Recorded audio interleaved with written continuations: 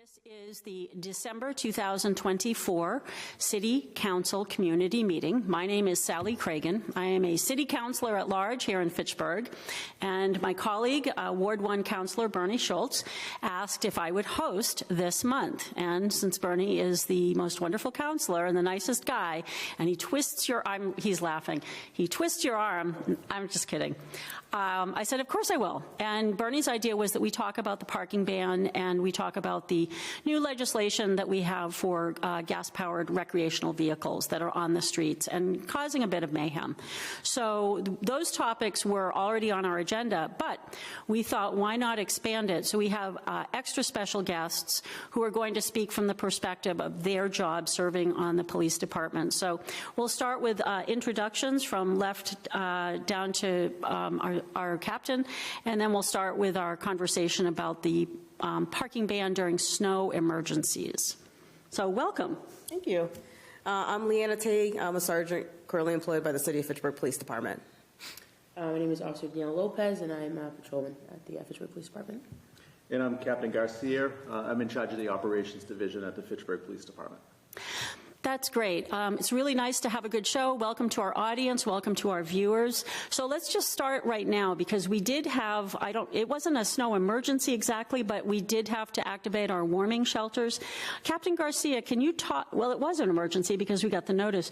Could you talk a little bit about how a parking ban occurs and then what residents need to know about storing their cars during these bans? So the parking ban works by the mayor and the Commissioner of Public Works making a determination that there'll be a parking ban instituted. They usually advertise that via email, social media, the newspapers. They'll send out emails to various publications. Typically, there's a 24 to 48-hour notice before the ban is taking place. And something new this year is, as Mayor Squalier asked Chief Martineau to put together a warning notice in advance of the parking ban. So as soon as we find out there's a parking ban coming out, the officers at the Fitchburg Police Department will disseminate these warning letters. It's a yellow card. Sometimes you'll be driving around the city, you'll see it on the windshields of cars. It's just advance notice that we are going to go out and ticket or tow motor vehicles. Typically, we try to get those warning cards out before the snow flies, so somebody could look out their window at their home and see that there's a warning card on their windshield and take appropriate action and move their vehicles. Once the parking ban is started, so the last storm, it started at 10 p.m. at night, officers will go out and ticket vehicles for parking on the public ways. We do have options. The city has some parking lots available. Which is typically, you're talking about the 400 Main Street, the parking garage. Mm-hmm. We have the Putnam Street parking garage. There's a lot up at High in Pleasant Street, yep. Park Hill Park, Coolidge Park, and all of these are advertised on the city's website on where people can park. The DPW, during the snowstorm, will call upon us to tow vehicles at times. Unfortunately, typically those are streets that are real narrow and they can't get their plows down those streets. But those are dependent on road conditions. Sure. Sometimes it does seem that we certainly have a 24-hour notice, just the way meteorology works.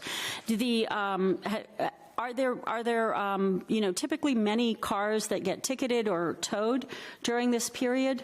Do you feel that the communication is such that the cars that are out there are just, much more exceptional, like not typically that you would see? So the last storm was a little bit unique because it wasn't a major storm. Right. But I can tell you we issued hundreds of warning cards prior to the snow ban taking effect. Yep.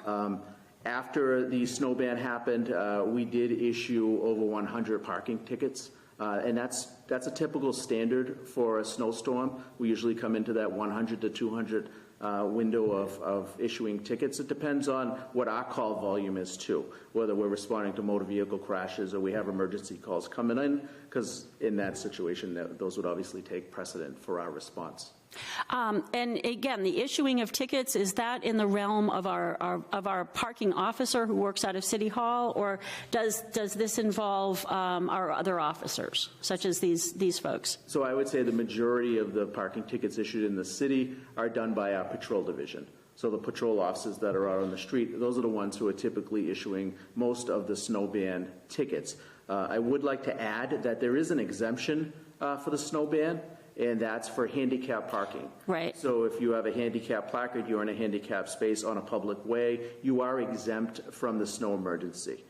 We have metered spaces in the city. So if it's during the business day and there is a snow emergency, the Commissioner of Public Works will say that you can park at those metered spaces between 8 a.m. and 5 p.m. I also want to add, when we tow vehicles for the Department of Public Works, typically, I'll give the officers credit, they're knocking on doors and trying to get people to move their vehicles. Our goal is not to tow cars. If we can get people to move and get these cars either in their driveways or in a better location, that's our first response. It's common for us to be on a street with our lights on, and sometimes we'll just hit the siren a few times just to let people know that we're on the street. So we're not looking to tow people's cars. Yeah. It's a last resort. And Officer Lopez and Sergeant Teague, you're a patrol supervisor and you're a patrol officer. Have you done this work? Oh, absolutely. Yeah, we usually, like the captain said, we have a 24-hour notice prior. We do our best, and obviously we're out there. We understand that people are working and stuff, so we do our best. Like you said, sometimes we'll knock on doors and stuff if it gets to the point that we will need to remove a vehicle, but it's also for the better of getting the streets cleaned up and stuff too. But yes, we do that work. Wow, it sounds cold and frosty to me. Oh, it's very cold. The number of streets we have, 246 miles of roads. Yeah, Bernie's nodding. So we have so many streets that are not of basically legal width to begin with, especially the ones like behind Longshore Middle School. That's got to be tricky because we hire out our plow drivers, so they need to make the most of their time. Are you the routes that you patrol officers follow? Are they really specific, or do you sometimes get a call and it's like, hey, someone's over on Clarendon and the car's on the street? How does that work? Is it like looking and finding, or do you hear ahead of time? So the city is divided up into sectors. And typically, for example, if you're Car 1, who happens to a lot of times working in Ward 1 area, you're specifically assigned to that area. In regards to our response to emergency calls, we try to pair up a second officer who's within that vicinity, which what we don't want to do is have a call down on Water Street and you're pulling the car from West Fitchburg, because that doesn't make sense to have that response come 10 to 15 minutes potentially to get through traffic. So we try to stay within our certain areas of the city. And are there certain streets that it's just, oh my gosh, they're parking here again, don't they know? I mean, are there certain streets where people are more likely to park and you're more likely to find violations? Sure. We have very congested neighborhoods in the downtown area. So we do try to be empathetic on just educating the public to try to find better locations for them. We realize sometimes it's not practical for somebody to park at the Main Street parking lot. We try to educate them. If you could just get your car over to this section of your street, maybe you could talk to your neighbor of maybe parking closer to their lawn. We try to be empathetic with helping people out. Sure, and I believe that the fines got raised this year as well. Is that correct? Yes, so the last snowstorm wasn't a major snowstorm, but the next snowstorm, you're probably going to see an impact of us out there writing $100 fines. That's the new schedule that the City Council approved earlier this year. Right, and again, we take responsibility for agreeing with this proposal, which is brought forward to us because the amount of funds that are lost because of the need to tow, and then the rest of it, it's not like we're not trying to. Again, government is not here to make money. We are not here to make a profit. We are here to provide a service. And when a car is on the street, it is inconveniencing not only the plow drivers, but it's inconveniencing the police officers whose job it is to not just patrol for cars, but to patrol for public safety. That's kind of secondary on what you're what your role is, what your job is. So, but that is important for people to remember. Again, the parking lots are at 400 Main, Putnam Street, also High and Pleasant, as well as at Park Hill Park and Coolidge Park. Yeah, there's a lot of space there. Again, it's kind of clustered. I mean, you look at the size of Fitchburg as this very tall rectangle. We have lots of areas of Fitchburg where people can't park their cars. When I drive around, that's where the people have houses and driveways. So I think that we certainly have space, definitely at the 400 Main and, those areas. Does anyone have any questions in our audience about parking bans during snow emergencies? No? Okay. Well, let's hope for a mild winter, which the Farmer's Almanac says is not really in the cards. But we hope for everyone who's watching to just get your car off the street. You do not want to be paying those fines, at all. So thank you. Would you any more to add on? No? I would just like to add that Please. When we're out there patrolling, our goal is always keeping in mind that Fitchburg Fire has a very large ladder truck. We always want to make sure that ladder truck can get through these streets. So it's kind of, that's our threshold, like, can a fire truck get through this street in an emergency situation? That's a good thing to bear in mind, because again, and then people who are expecting babies, and now we don't have a birthing center within, basically a 10 or 15 minute drive.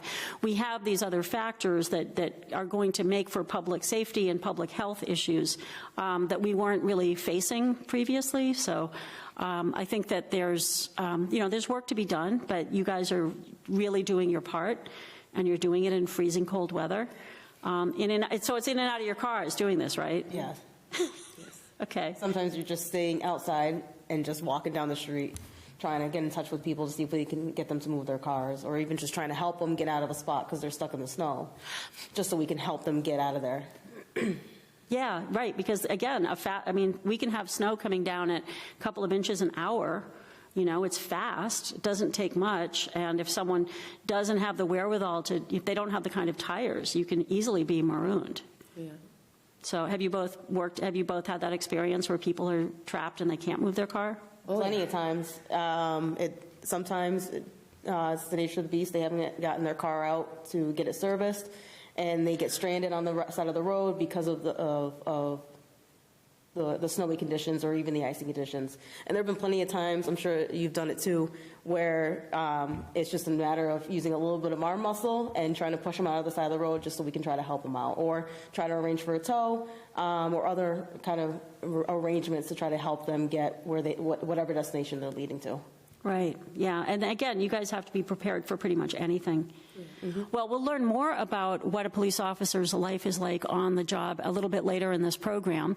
I think we'll move on now to something that I didn't even notice before a few years ago, which is these gas-powered recreational vehicles, and they range from very small, and they look like a toy, to, pretty good size. So, Captain Garcia, could you and your colleagues walk us through what is going on?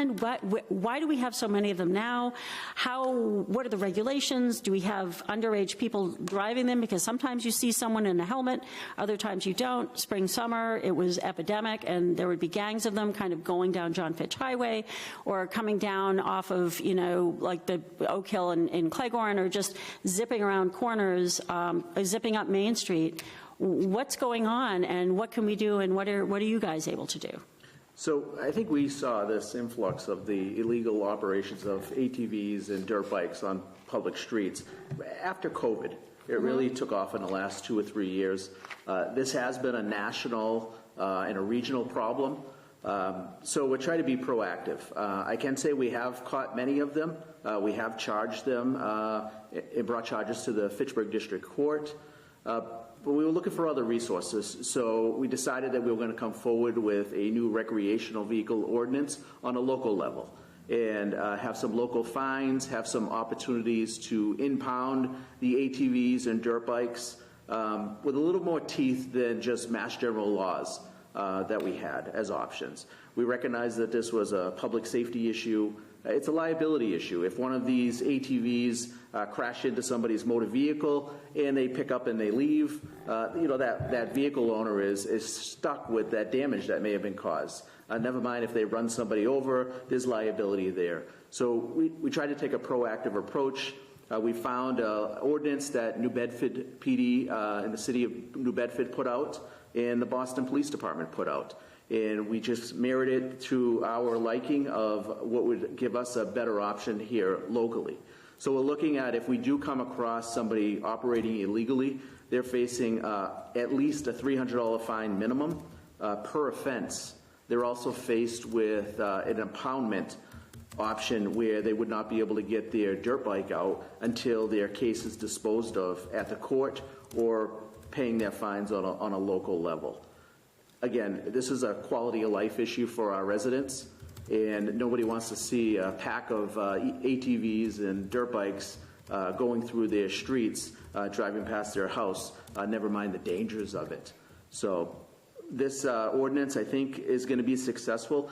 I will say we're seeing a slight decline in the ATV and dirt bike use, and I want to attribute that to we put out some Facebook posts asking the general public for some help, asking people to make recognition of their neighbors who potentially could be driving illegally, and sending a tip into our anonymous tip line explaining that I know who some of these operators are, and they've led us in this direction, which has allowed us to take out these charges and take some of these dirt bikes off the street.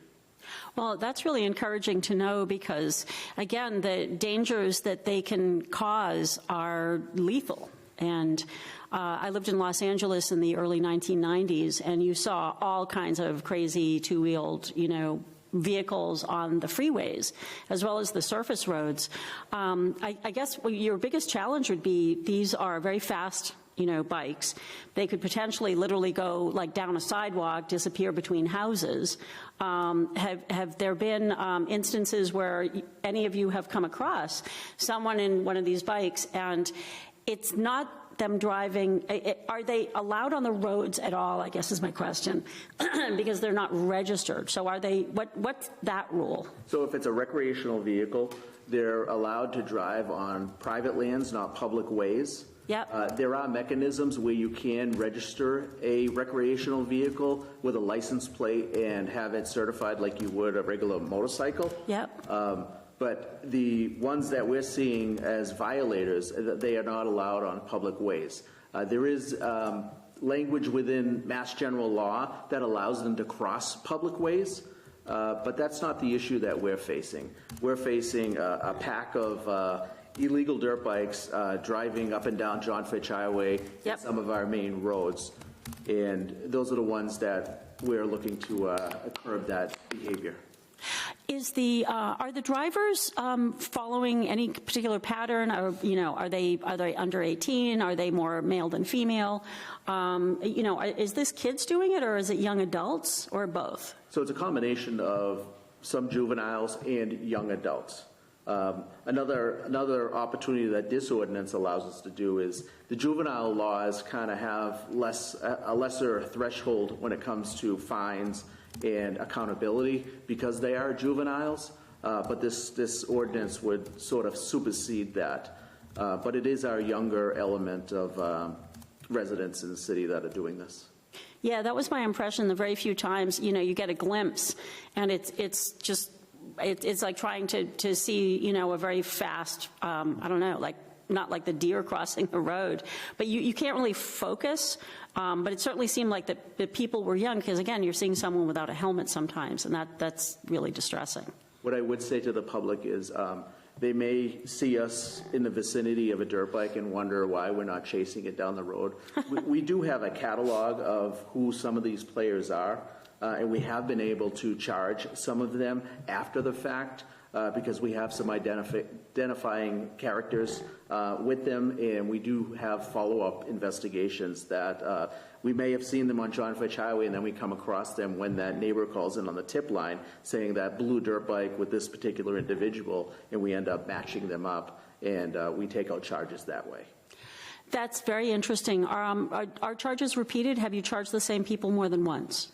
I can't recall an incident where we have. Okay. So I think what we're doing is working. So we are charging them. We're not seeing them back out on the street. Again, there's an education portion of it where those charges are not leading to repeat offenders.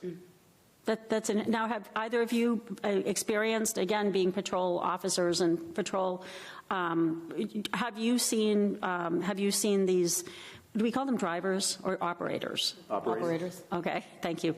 Have you seen these operators kind of, roaming and doing what they're doing? Oh, definitely. Whether we're off duty or on duty, we'll see, if we're just driving down the street, we'll see them once in a blue moon.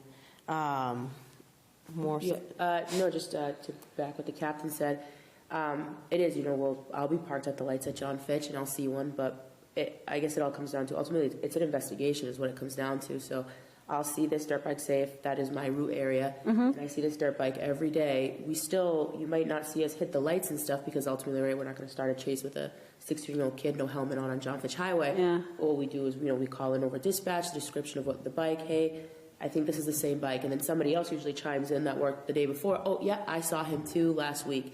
And then, maybe the next day we see that, that vehicle in the garage in the front yard. And we're like, hey, this matches the same characteristics that I saw. We can pull up the log, say, actually, he was seen a couple times on the street. And I think the new impoundment ordinance is definitely going to help here. Because ultimately, let's say we tow the vehicle, whatever, he can go down to down and take out the vehicle and he's back out there. But now that we have these new impoundment ordinances, that's definitely going to help kind of make that a lot more difficult while charges are being pressed and stuff like that. And outside of that, a lot of it is education. We have a lot of people who hang out with their same friends in certain areas, and we've seen them stop. We'll educate them if we can talk to them. And sometimes they don't know. They're not aware of the laws of having some sort of that type of recreational vehicle. So a lot of times, whether it's us or one of our other patrolmen, just educating the laws and where and when is appropriate to be riding these vehicles. And most of the time they do listen. Other times, of course, obviously they don't. And then we're running into filing charges. But education, getting the information out there, the Facebook posts and the tip lines have been doing wonders. We're trying to help out. Yeah. If I could just add, Please. she brought something to my attention. I just give a shout out to Christy Fritcher, who's our crime analysis.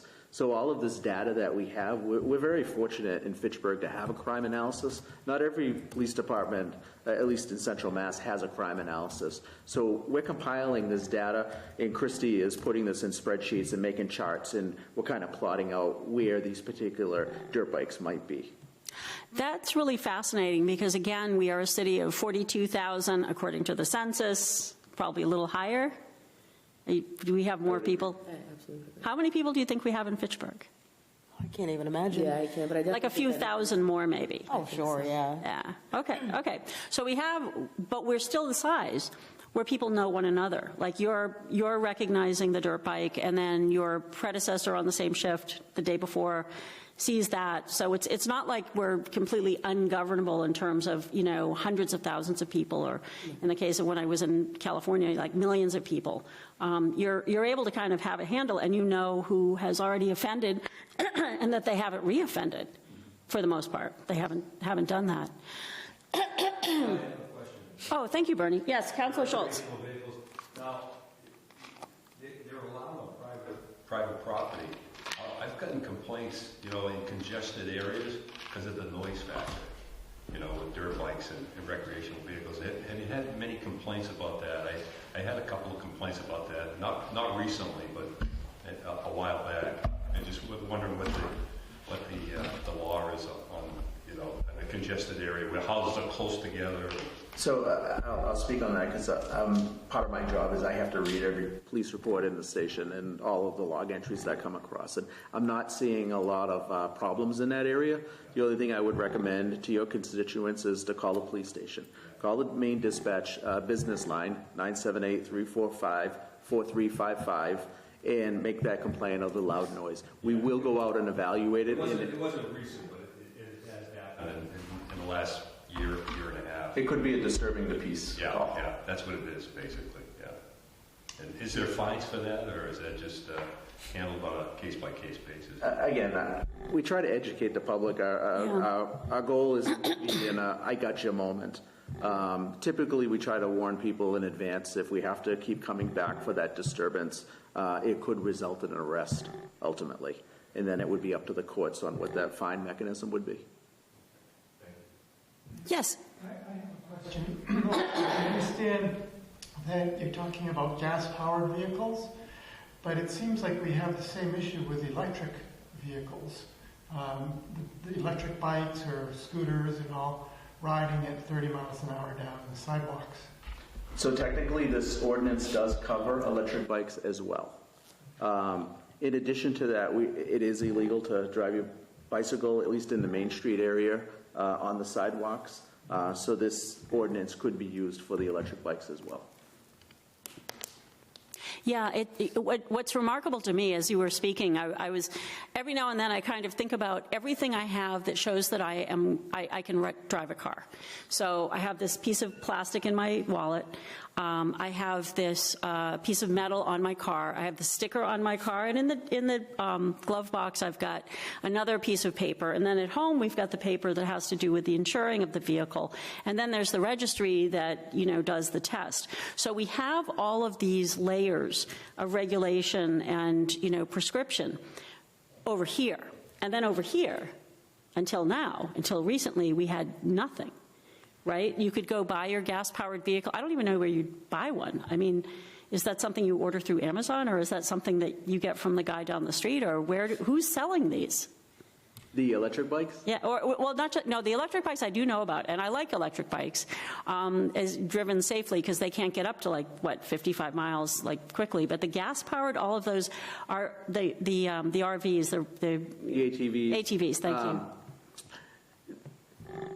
There is no place locally that I'm aware of. Okay. But there are other vendors across the state that they're coming in from. Mm-hmm. Some of them are stolen. Some of our investigations have led us to ATVs and dirt bikes that are stolen. And they're coming from other jurisdictions. I think you actually made a good point there. I think when we talk about vehicles, right, if a young person has to get their license or doesn't have their license yet, they have to go through all that kind of paperwork and insuring the vehicle and stuff where they can go on Facebook Marketplace and buy a dirt bike for $300-400. Wow. Or they could go, somewhere else. So I think it's also why we saw an influx was because it was easily accessible, right? They're easy to get. Hey, my buddy's selling an ATV for a couple $100, or like I said, go on Facebook Marketplace, drive to Worcester, drive somewhere else, pick one up for a couple $100, run it back of a trailer. And they don't have these things insured. They don't have them. They don't have to go through any of that paperwork, and it's still something that they can use. So I think that's why, and one of the reasons why we saw an influx is because how accessible it was for some people. Sometimes we see those people, they're DoorDash drivers. They want to work for DoorDash, and they need a vehicle to do that, and they might not have a license or they might not have a car, but hey, I have a little electric bike or something like that I can use to do DoorDash in the area. So some people are kind of using it as an easier avenue if they can't, find a vehicle, get licensed, and go through all the paperwork for that. And I think that's why we saw a little bit of an influx. But I think you can go on Facebook Marketplace right now, type in dirt bike, four-wheeler, anything, and you'll get hundreds of hits of private sellers. That is completely fascinating, especially the idea that you're supplementing your income like you have it. Have you detained people for whom the ATV was their means of doing DoorDash and actually having employment? Yes, I recently worked. What we have is a hotspot patrol at the department. So it's we go out in plain clothes and unmarked vehicle, and we patrol kind of high crime areas. And we did come across kind of a meeting. There was some cars there and a couple of dirt bikes, and one of the operators was somebody who had recently come here from a different country, and they were using that vehicle, and it was a lack of education too. He's like, sure. Well, I don't have a license or anything, but it's just a moped, it's just whatever. And he was showing me on his phone that he was working for DoorDash. Wow. And he had, and that's what he was doing, and he was using that. So there was a portion of education there to let him know that this is, yes, it's not a car, but you still need some sort of, we went through the legislative part of it, but I have personally seen that happen, that people will use that. And like I said, it's just accessibility, right? Okay, go to the registry of motor vehicles and go through all this paperwork, or spend a couple $100 and have a little moped or something like that. That's really interesting, and I haven't read any. Again, I work as a journalist as well as being a city councilor, and so I haven't read anything in the kind of general press about this issue and that sort of economic, aspect of it, that if you are newly arrived or you're impoverished, and this is a way to get a leg up. So, Even those that were here, I mean, look at COVID times and Yeah. having to set up an appointment with the RMV, and there were constant amount of people that I've gotten to meet on the road or personally where they've had appointments with the RMV canceled because of the high influx of people going in and setting up appointments. So it was just the added frustration of actually trying to go down and getting that paperwork done and not having the availability because we were so restricted because of the circumstances of COVID. right. Yeah, yeah. If I could just add, there are many times we're going to take proactive measures, and we're going to have zero tolerance in certain situations. But in that situation, talk about building trust with somebody out in the street. Sure. So she could have been rough on the person or not been empathetic towards what was going on in that person's life or that person's history of understanding the laws, and the fact that they go out there and they educate like this. The next time we come across that person, the odds are they're probably going to help us or be there, sympathetic of whatever we're looking for at that moment, versus taking that hard line of just, these are the laws and this is what we're going to do. So every situation is a little bit different. Oh, I'm sure it is, and we've been talking. You have been doing community policing, which is much more interaction based for, at this point, a few decades, and that has been beneficial in terms of instruction because, within 20 years, there's another generation. They've come of age. And again, if someone has come from some other place where perhaps the way the police operates and the government operates is very, very different from here, where maybe government expects some kind of a bribe and maybe police don't, take a civil tone. That might be what you're meeting. Have you encountered folks whose prior experience with law enforcement in another place was very different from here? So ironically, in that scenario, this gentleman was from Honduras. And when I started speaking to him, I explained to him that my father was from Honduras, and that completely changed the trajectory of it. He was being very compliant and stuff. It wasn't like a difficult, like I said, it started off as a conversation, but just sharing that little bit of kind of like common ground with him completely changed it. And, we started talking about it. His family ended up coming down and stuff because they had given him a ride home and stuff, because we did end up taking the vehicle because it wasn't registered or anything. But his family came down. We started talking to them, and I definitely think that that changed his outlook on it. And he did explain, obviously, that in Honduras the police are a little bit different than they are here, a lot different. But I think just sharing that, but we definitely are running into, there's people, we have an influx of Haitian immigrants as well, and they have explained that to us, but just showing that little bit of community policing and having that education and conversations definitely help. Wow, this is fascinating. Does anyone in our audience have questions about the ATVs and questions about or comments about what you've heard tonight? Okay. Wow. All righty. Well, thank you. We are actually almost at our halfway point, and I do want to get on to part two of this, which is how did you come to be police officer? So I guess I will do this. I've got about 5 questions, and they're not super long. But can you talk? We'll start with Sergeant Teague. Can you talk a little bit about your experience? Do you have members of your family in public safety? And if you don't, what prompted you to choose this career? So at the time of starting, having a deciding factor of being in this career, I didn't have anyone. As of right now, it's just my husband and I are both in law enforcement. But I wanted to help in some form or fashion. I was really into science. I initially came to Fitchburg State as a biotech major, with a minor in chemistry, in the hopes of going to working in a crime lab. I realized sophomore year, working in a lab just wasn't for me, but I still wanted to find a means of helping somebody. And I got to meet a few advisors, a few professors from the criminal justice department who really gave me an influence and gave me a big push to maybe kind of look into this type of career. I was a part of student government for a couple years with Fitchburg State, and it really opened up a couple doors to kind of get an idea of how this, what this career was, and it piqued my interest. In a form, we do help people, and when people need assistance the worst days of their lives, I want to be that person, to be that calming factor to come in. Hey, you called for me for help. Where do you need me? What do you need? What can I do to help?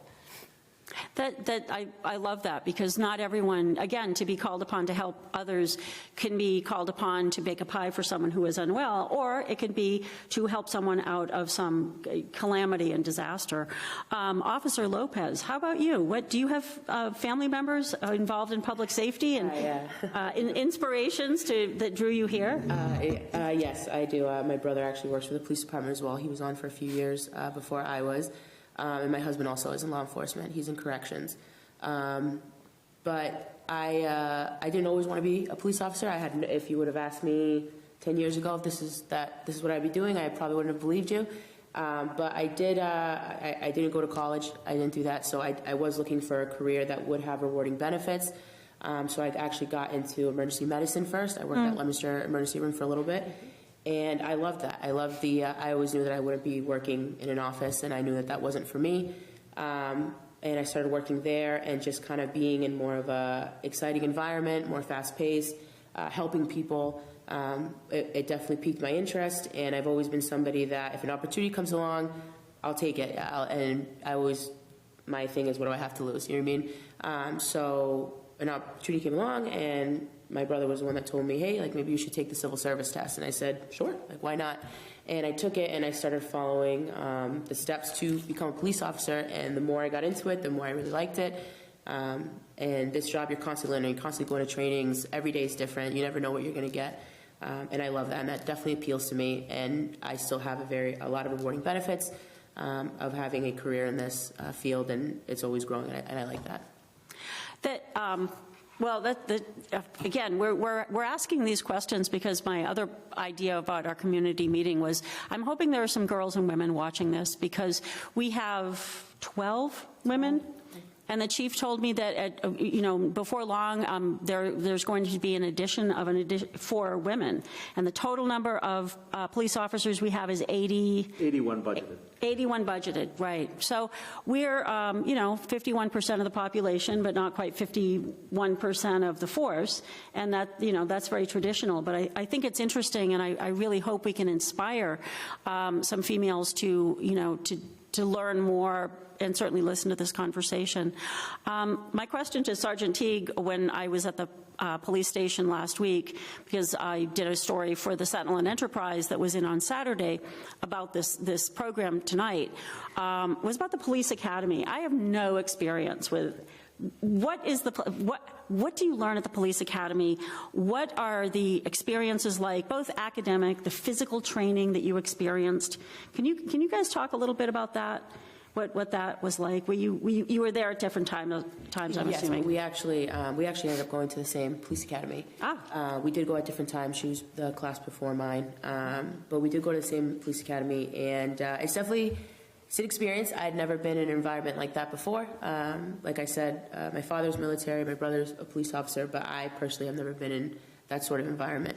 I was nervous going into it, but I think this is something that it teaches you the foundations, and it teaches you, and one of those things is dedication, is follow through.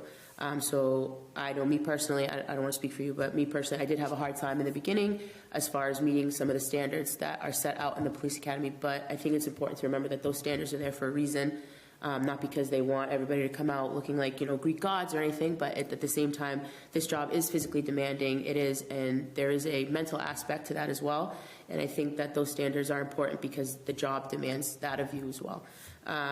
So it was difficult, but it wasn't something that at any point I thought, I can't do this. And I think that's because the way that it is formulated, the curriculum and what they do there is formulated is to kind of build you up and create a very solid foundation so that when you return to your department, they can kind of fine-tune it to that specific department. And so it gives you a basic foundation of the job, of criminal law. You take tests throughout. We have books that you can keep, and I still use some of my academy books, when I drive around and I work today. But it was definitely a unique experience, but I loved every second of it. Even through the hard times and stuff, it definitely formed who I was today. Interesting. One of the details that Sergeant Teague mentioned to me when I was interviewing you was people are yelling at you all the time when you're in training. So you're in these simulated experiences where members of the people who are at the academy as instructors are creating scenarios, and part of the scenarios is yelling and screaming. Can you talk a little bit about what that's like to experience? It's almost like a controlled chaos. Controlled chaos. Where, especially if you've never been in that type of environment in before, it's a huge shock to your system, not understanding why you're being yelled at. But ultimately, it really gears you to learning how to control yourself and still do your job to the best of your ability in events where there's a large-scale event and there's people yelling and screaming in the surroundings. You need to be able to control your emotions, control yourself, and find your self-discipline, and to be able to do your job as efficiently as possible. I can't think of anything, probably fire training is some of that as well, or actually going home with a newborn. Yeah. The academy helped me with that too. Yes. Yep. So you've all gone home with a newborn. Yes. How does that compare to the controlled chaos of a police academy class? I think I'd go back to the I academy. was going to say, yeah. Sometimes, yeah, it's a little different. How about you, Captain Garcia? Definitely. What was it? What's a typical day or week like for you guys? You're a patrol supervisor, so you have a different role, and you're a patrol officer. So you're there in the cruiser in the streets. But what's a typical day, or a day where that's just sort of regular? That's not like a day where something huge happens. So if I'm not scheduled as the officer in charge, my main primary function is the patrol supervisor. So I do go out in my own vehicle and patrol the city amongst my other patrolmen. And how we start our shift is we'll come in, we'll change in our locker rooms. We have our route cars are split. So we have a few units and a few officers that begin their shift a half an hour prior. So like we work the day shift, so we have a couple officers that begin their tour duty at 6:30 in the morning. So then that way we always have officers out on the road. There's never a break in that. At 7 a.m.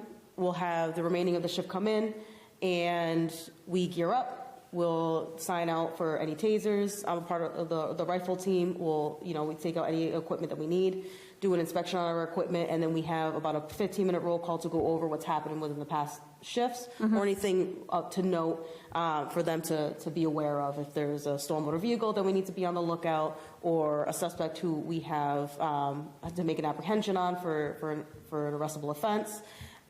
Those would be things to note to let them know before they go out on the road.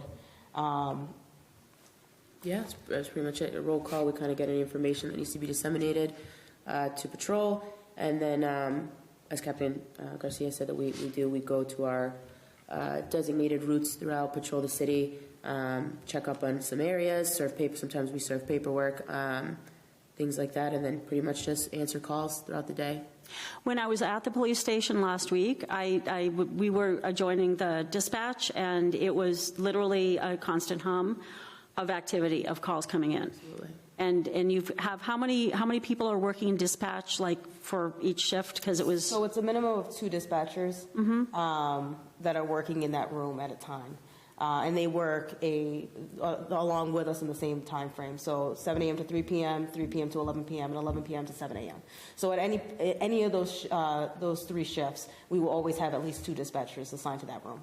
Yeah, and so there, what happens is the call comes in, dispatcher takes the call, and then they radio a car, and then... Yeah, so it depends on what the call may be. Any 911s will go to our dispatch first, and they're the ones that kind of decipher what needs to happen. If it's strictly for the fire department, they can transfer over to fire, or if it calls for both fire and us. Once they gather as much information, then they're going to start dispatching over the radio, however many units in which sector it is. So if it's Water Street, we have a specific unit that goes to that area. If it calls for multiple officers, given the circumstances, they're the ones that control where we're going, giving us the information, on top of giving us the resources we need. Motor vehicle accident, they're the ones calling for a tow for us, getting DPW out there if it's icy and we need sanders or saw horses of that nature, or if we need additional resources like the fire department or EMS. That's, yeah, because again, when the weather's bad, the likelihood of the motor vehicle, everything just sort of raises. You'd mentioned ongoing training. Could you talk a little bit about, I mean, now that you know, you're in the force, you're a police officer, but you're also getting training all the time. So talk a little bit about the training, physical training, the training with your weapon, the training with the taser, academic training, certifications that are needed, what the state or the federal government may be saying, oh, now you need to do this. Like, I know that we're actually doing, is there additional training on individuals with mental health challenges? Absolutely. And all of that? Can you talk a little bit about what that's like? Pretty much everything that you said. There's Okay. moving parts and there's opportunities and trainings available in all those areas. We're mandated to do in-service. We do, obviously, we go over weapons trainings, we go over legislation, CPR, first responder, things like that. And then as an individual, we get emails or flyers or different opportunities that we see for new training. So, for example, I had the opportunity, or we both did actually have the opportunity to become, certified CPR instructors. Oh, wow. So we could go to a training for that. That was run by the MPTC to certify us to go on and teach. So for in-service, we can teach the officers, and we do that at least once a year or twice a year? Once a year. Once a year. And we go over refresher courses, and that way everything stays up to date, especially with mental health and community policing on the rise and stuff. There's always opportunities out there, and the department will send us to trainings for that. If we elect to go to that, if something piques our interest. I went to an American Sign Language training a few years ago, which things, because I was like, hey, this interests me. I think this would benefit me as on the street as a patrol. I forward that email, goes up the ladder, and they ultimately will approve me going to that training. If you are in a different specialty job, if let's say you go into the detective unit, they will send you to training specialized for that area. But there's always trainings, there's always refreshers and in-service and courses. We're constantly learning everybody all the time. Oh, what are you doing next week? Oh, I have a training here. Or, oh, what are you doing next week? Oh, I have in-service or something.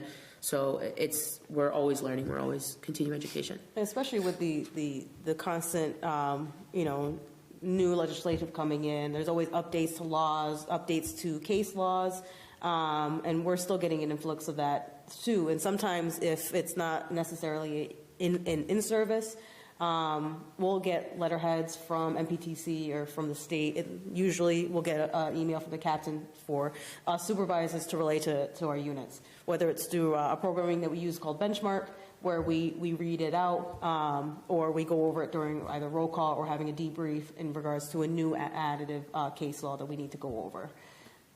Captain Garcia? I just want to talk about our foundation. So our foundation changed in 2020. The state created the PSOS, Standard and Training Commission, which is commonly referred to as POST. We are now certified police officers. We get licensed or relicensed every 3 years. So the state mandates us to go to a certain amount of training to meet that certification. Prior to 2020, those standards were in place, but they weren't as stringent as they are now. So there's certain things we have to do annually that the state is telling us to keep our certification. If we don't go to those trainings, we lose our certification. If we lose that certification, we can no longer work out on the street. Wow. Well, again, ongoing training, I think, is we have the City Council and people who work in municipal government have Mass Municipal Association that helps keep us trained. And of course, there's the experience. Sergeant Teague mentioned to me that one of her, one of the ways that she has learned is from the experience of working with other officers, as well as like the day-to-day of it. I have one last question because we're coming up on 1 hour. You're watching the City Council community meeting with Bernie Schultz and his guest host, Sally Cragen. My final question to our guests is this, and we'll start with Sergeant Teague and with Officer Lopez. So what would you say to the young women who might be curious about a career serving in the police? What would you say to them? For me, the biggest thing is don't let the negativity of others discourage you from following what you're passionate about. If your heart's in a specific career, whether it's becoming a musician or working as a doctor or even working for the city at the school system, if your heart's in it, there's going to be some negativity. It's just how humanity is. But don't let that discourage you. At the end of the day, it is you leading your own life. And If it wasn't, if, you know, at least personally for me, if I listened to that negativity, I don't think I would have been an officer. Kind of letting that on the side and letting constructive criticism come in so I can learn and be better. But it gave me more of a drive that, no, I can do this, and I'm going to continue to do this. Yeah, you mentioned when in our interview that, you know, your family wasn't as enthusiastic as you were at first because they had different views of the role of the police, that they didn't have the positive interaction, some of them.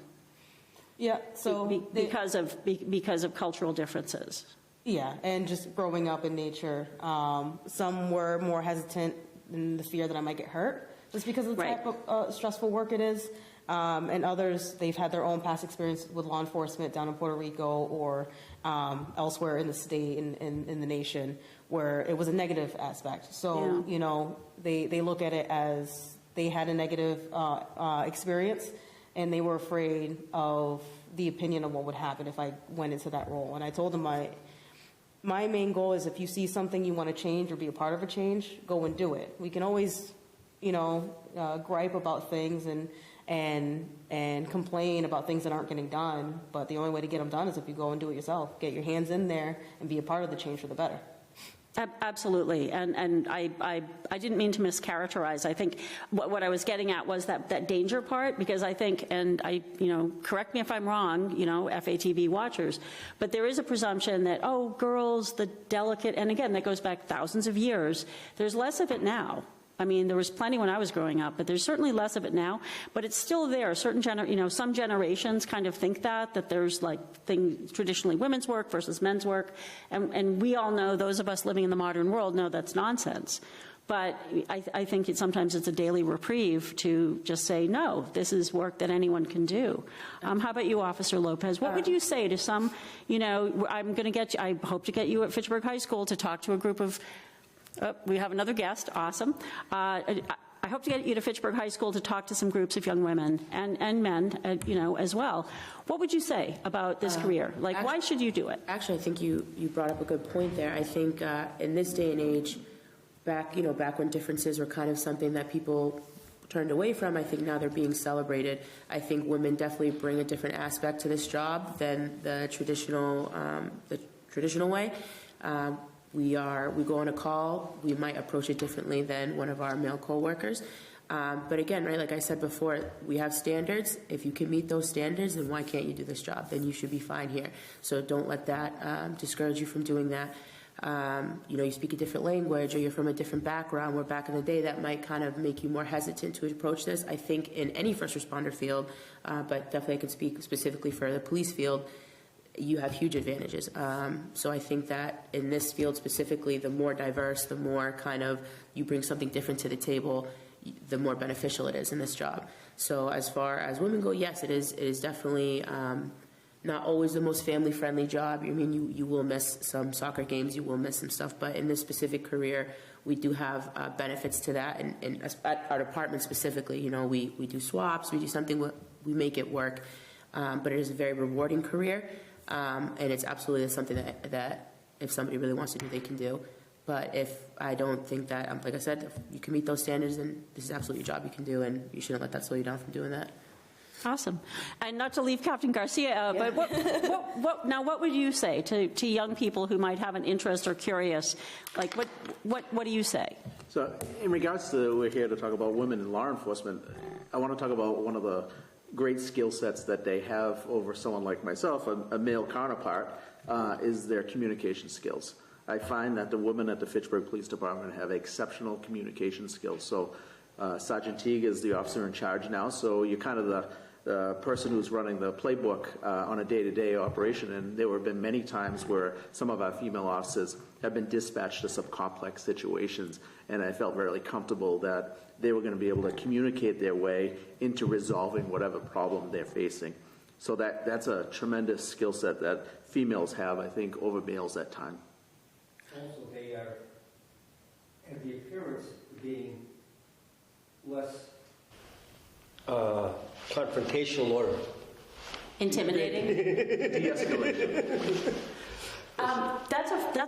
That's a really great point. I really like how you express that. I think I'm really glad that we came up with this idea of, females in the force. Any final words before we say goodnight to our viewers? I would just like to thank Sergeant Teague and Officer Lopez for being here.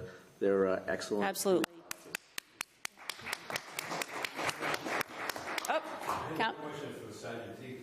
You described your university experience at Fitchburg State. We're so fortunate to have a university in our city, and they have that criminal justice program. Could you tell the viewers a little bit about that and how students might be able to access these professors that might be able to talk to them about a career in law enforcement? Sure. So when I attended Fitchburg State, it was prior to the 4+1 program being placed into effect at the university. But now, at Fitchburg State, their police program, it's called the 4+1. So you're there for 4 years to get your bachelor's. And then in that police program, they have their own set standards. You then attend their academy, and you'll be full-time certified and be ready to go to not only having a bachelor's and full-time academy to be able to go into this career. Afterwards, that extra 1 year is to then get your master's. So it's really giving a push for men and women that are just graduating high school that have an ideation of wanting to be in the police career to go into this program, and it's helping them get those steps in there. I only have my bachelor's, and we have a lot of people who have gone back to school to get their master's. And it kind of gives it like an all-in-one where they can keep going to raise up where they want to be, whether they want to continue to get their master's or kind of stay where they're at with just a bachelor's, or even continue on with more training or more classes. And by having students go there, it's a savings to the city because they're Yes. getting their training there, and it's all so they're ready to go onto the police force without having to go to a separate police academy. Right. The academy's done there. Their staff instructors and the coordinator for the program is all there. They're easily accessible by email. They have office hours. Dr. Weiss has been a godsend when it comes to being so approachable. He was one of my advisors in student government and my advisor when I went in transition to that major. They're very approachable. If you have any questions, by all means, they always are welcome to send an email to them, and they're usually pretty responsive. We got a connection with the city that they could contact you, and you could direct them put them in the right direction. Oh, absolutely. Yeah. Absolutely. Yeah. Oh, thank you. That's a really great point. Well, I'd like to thank our viewers. I'd like to thank Dan in the booth, who is a mainstay of FATV production. And my guests tonight have been Sergeant Liana Teague and Officer Danny Lopez and Captain Chris Garcia of Fitchburg Police Department. Thanks for watching. Join us again on January the 13th, which is a Thursday at 6:30. We'll let you know who this... No, it is a Monday. I'm sorry. I'm date lexic. So January 13th, Monday, 2025, 6:30 p.m. here at the Legislative Building, and we'll let you know who the special guests will be. Thank you and good night.